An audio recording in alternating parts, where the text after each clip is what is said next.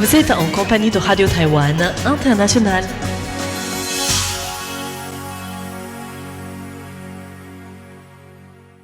Vous êtes bien sur les ondes françaises de Radio Taïwan International en ce mardi 24 mars. Bonjour tout le monde et bienvenue. C'est Floriane Dai aujourd'hui qui vous accueille. Aujourd'hui, le journal de l'actualité vous sera présenté par Sasa. Ensuite, je vous retrouverai pour un décryptage qui fait suite à celui de mardi dernier avec les échanges de musique ancienne notamment entre l'Espagne et Taïwan à l'occasion des 400 ans de l'arrivée des Espagnols à Taïwan, à Keelung en particulier. Puis Lisa Dufaux prendra la suite avec son émission consacrée à l'Asie-Pacifique, avec aujourd'hui la première partie d'une interview avec Soe Mint, le fondateur du média indépendant birman Midzima. Enfin, si vous nous suivez également sur Internet, Clément Tréco, dans son émission La ville en pratique, traitera de questions de ville dense et de climat en se demandant comment les architectes à Taïwan cherchent des nouvelles formes de logement. Je vous souhaite une excellente écoute et je vous laisse en compagnie de Sasa pour le journal de l'actualité dont voici les principaux titres.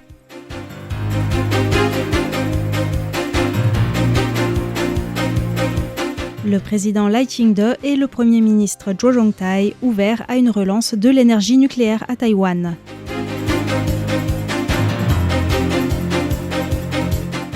Les investissements taïwanais en Europe ces 4 dernières années en très forte hausse.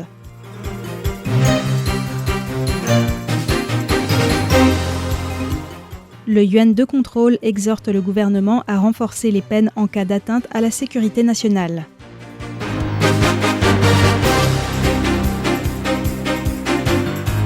L'aéroport de Taoyuan attire une part de marché croissante pour les transits entre l'Asie du Sud-Est et l'Amérique du Nord.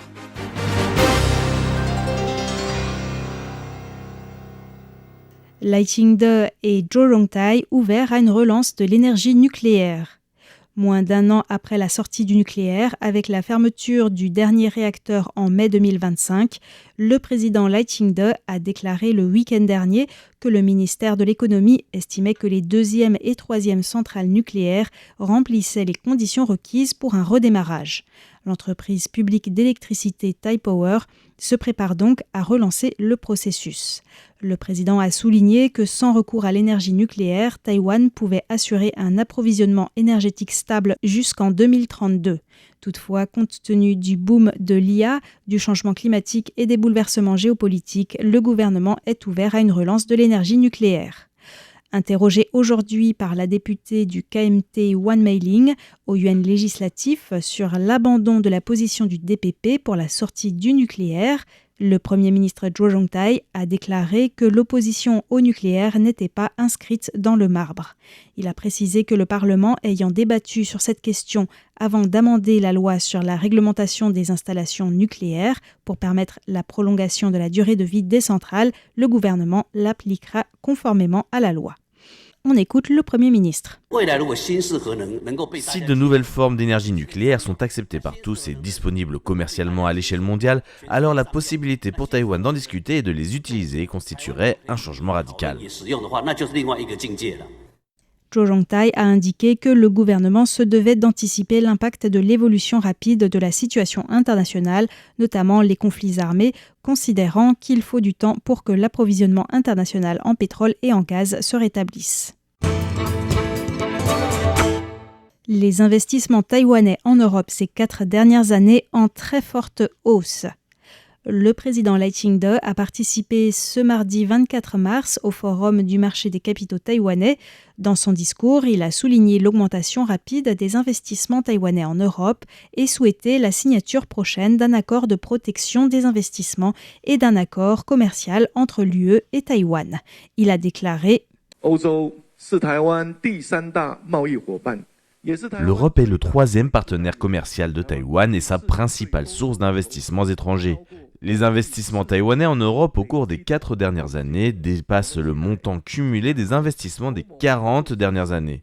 Nous espérons que l'Union européenne soutiendra la signature d'un accord de protection des investissements avec Taïwan afin d'éviter la double imposition, ainsi que d'un accord commercial bilatéral pour approfondir encore davantage notre partenariat économique et commercial. Par ailleurs, le président a précisé que le gouvernement s'attachait actuellement à faire du marché des capitaux un pilier stratégique de l'innovation et du développement à long terme de Taïwan. Le yuan de contrôle exhorte le gouvernement à renforcer les peines en cas d'atteinte à la sécurité nationale. Selon un rapport du yuan de contrôle dévoilé hier, le Parti communiste chinois infiltre les forces armées taïwanaises, notamment par le biais des temples et des plateformes de prêt en ligne, ce qui met en péril la sécurité nationale. Toutefois, les sanctions prévues par la loi sont trop faibles pour être dissuasives. Le yuan de contrôle a ainsi exhorté le gouvernement à faire évoluer la législation.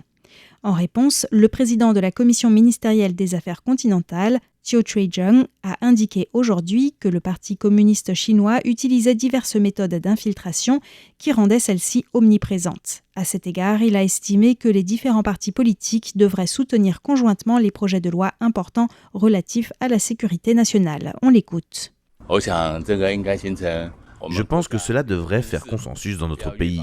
Pour prévenir ces nouvelles méthodes d'infiltration, nous avons de nombreux projets de loi relatifs à la sécurité nationale qui doivent être adoptés d'urgence par le yuan législatif. J'espère que le parti au pouvoir et les partis d'opposition soutiendront l'adoption de ces lois nécessaires à la sécurité nationale. De son côté, le ministre de la Défense, Wellington Koo, a expliqué qu'en plus de la proposition d'amendement du Code pénal de l'armée, l'examen du système d'application de la loi sur les procès militaires sera bientôt achevé et ce projet de loi sera soumis au yuan législatif pour approbation. Su Chunying, lié au TPP, mis en examen pour violation de la loi anti-infiltration. Le parquet de Nouveau-Taipei a achevé son enquête visant Su Chunying pour violation de la loi anti-infiltration, de la loi bancaire, falsification de documents et fraude. Né à Shanghai, Su Chunying, qui a acquis la nationalité taïwanaise en l'an 2000, était placé en détention provisoire depuis fin 2025. Les procureurs ont précisé que malgré l'hostilité de la Chine à l'égard de Taïwan, elle avait établi des canaux de communication par l'intermédiaire du Centre de services aux conjoints mariés interdétroits, placé sous l'autorité du ministère chinois des Affaires civiles, ainsi que d'organisations connexes de Front Uni. À travers ces canaux, elle fournissait régulièrement des informations sur les personnalités politiques et les partis taïwanais à la Chine, ainsi que sur les opinions et les activités de la communauté des conjoints chinois. Selon l'enquête, elle se conformait également aux instructions d'infiltration en menant des activités de campagne, de soutien et de mobilisation en faveur de candidats pour les élections. Elle aurait reçu des fonds pour soutenir la candidature de l'ancien président du Parti populaire taïwanais, le TPP, Ko Wen-je, à la présidence de la République. La diplomatie reproche au Danemark de céder à la Chine et l'appelle à suivre la pratique de l'Union européenne. Depuis 2024, la nationalité figurant sur le titre de séjour des Taïwanais résidant au Danemark est désignée comme Chine. Interrogé aujourd'hui par des journalistes, Xia Guangwei, le porte-parole du ministère des Affaires étrangères, a indiqué que la pratique du Danemark était en contradiction flagrante avec la politique étrangère et les pratiques de l'Union européenne. La diplomatie taïwanaise condamne fermement cette pratique. Xia Guangwei a souligné que si le gouvernement danois ne répondait pas à la demande de rectification de la désignation du pays d'origine et continuait de céder aux pressions chinoises, Taïwan prendrait des mesures de rétorsion. Il a souhaité que cette affaire ne porte pas atteinte à l'image et à la réputation du Danemark à Taïwan.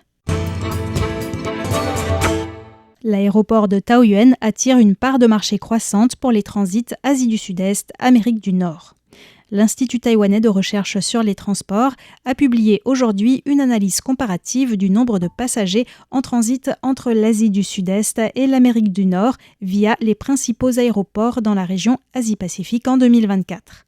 Cette analyse révèle que la part de marché de l'aéroport international de Taoyuan, le principal aéroport taïwanais, dépasse non seulement les deux aéroports de Tokyo, mais aussi ceux des aéroports de Hong Kong et celui de Pudong à Shanghai, se rapprochant de celle de l'aéroport d'Incheon en Corée du Sud. Parmi les 10 principaux axes de transit, la liaison Taoyuan-San Francisco arrive en tête avec un volume de 760 000 passagers. Toutefois, l'aéroport international de Taoyuan présente encore une marge de progression pour les transits vers la côte est des États-Unis et notamment vers New York. L'application sud-est asiatique Grab va acquérir Foodpanda Taïwan pour 600 millions de dollars américains. Environ un an après que Uber Eats ait renoncé à racheter son principal concurrent sur le marché taïwanais Foodpanda, celui-ci devrait bientôt passer sous le contrôle de Grab, une application dont la société est basée à Singapour, spécialisée dans les VTC taxis, la livraison de repas et de colis, ainsi que les services financiers numériques. L'entreprise a en effet annoncé hier, 23 mars, l'acquisition de Foodpanda, le service de livraison taïwanais de l'entreprise Delivery Hero, basée à Singapour également. Le montant de l'acquisition s'élève à 600 millions de dollars américains, 518 millions d'euros. Si elle est approuvée par les autorités réglementaires compétentes, la transaction devrait être finalisée au second semestre de cette année. Cette acquisition marque l'expansion de Grab sur son 9e marché et c'est une première pour l'entreprise en dehors de l'Asie du Sud-Est. C'était le journal du mardi 24 mars 2026 qui était présenté par Sasa. Merci beaucoup de votre écoute. Je vous invite à rester avec nous sur Radio Taïwan International pour la suite de notre programme.